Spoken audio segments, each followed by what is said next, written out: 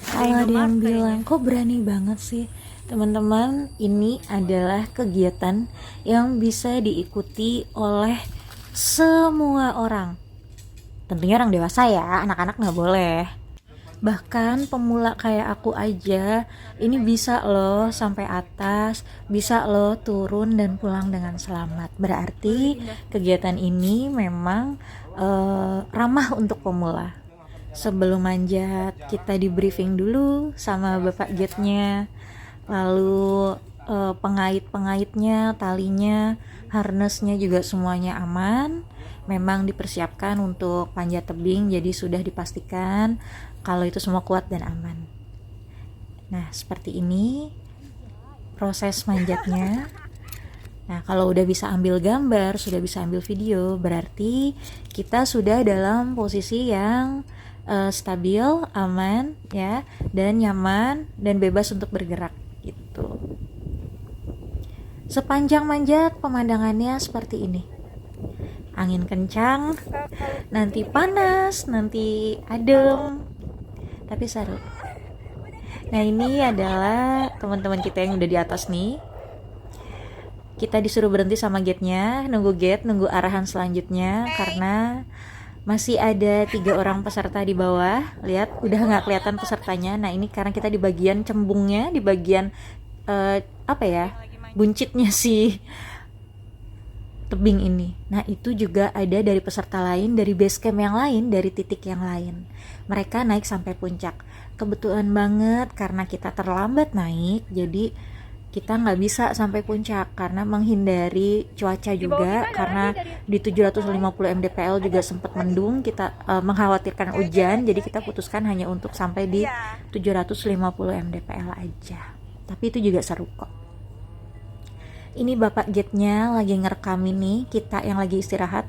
Walaupun kita lagi tiktokan, tapi kalian bisa lihat tangan kita tetap pegangan di tangga ya. Jadi kuda-kudanya tetap kuat, kakinya juga kita cari pijakan yang aman supaya kita bisa ambil video dan gambar. Teman-teman kita masih ada di bawah. Itu adalah Waduk Jatiluhur, katanya sih waduk terbesar di Indonesia atau mungkin di Asia Tenggara. Nah, karena kita ikut trip dari Open Trip Explorer, jadi ini tour leadernya ajak kita untuk ambil video untuk explorernya. Dan ini adalah proses pindah dari ceruk yang di atas ke ceruk yang agak di bawah, agak lebih curam dan berada di posisi sebelah kanan. Nah, itu teman-teman yang sedang menunggu antrian karena ceruk itu lebih kecil, jadi hanya bisa ditempatin oleh 3-4 orang. Nah, ini adalah ceruk titik yang nanti bakal kita turunnya itu dari sana.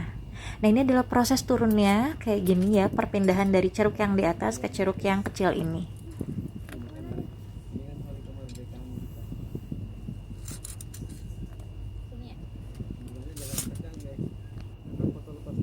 Dan ini teman kita yang lagi siap-siap untuk turun. Jadi teman-teman, persiapannya sebelum kalian ikut kegiatan seperti ini yaitu olahraga ringan di rumah. Boleh lari, boleh jalan santai. Kalau aku kemarin squat di rumah karena ternyata memang kepake di sini ya, kaki kita tuh harus kuat karena kita manjat itu, naik tangga itu, tangga satu dengan tangga yang lain itu cukup lebar ya gitu. Dan waktu di sini juga kita harus turun berjalan mundur dan ada beberapa titik yang kita harus lompat gitu. Jadi kaki kita harus kuat. Pokoknya olahraga difokuskan di bagian kaki dan tangan. Jadi supaya kita kuat di atasnya gitu. Dan sebelum muncak kalau bisa perutnya kenyang karena itu buat energi kita. Dan jangan lupa bawa air di dalam tas. Ini waduknya, ini besar banget loh, ini sampai hampir melingkari Gunung Parang ya kalau misalnya kita bisa lihat dari atas. Nah, ini aku lagi proses turun.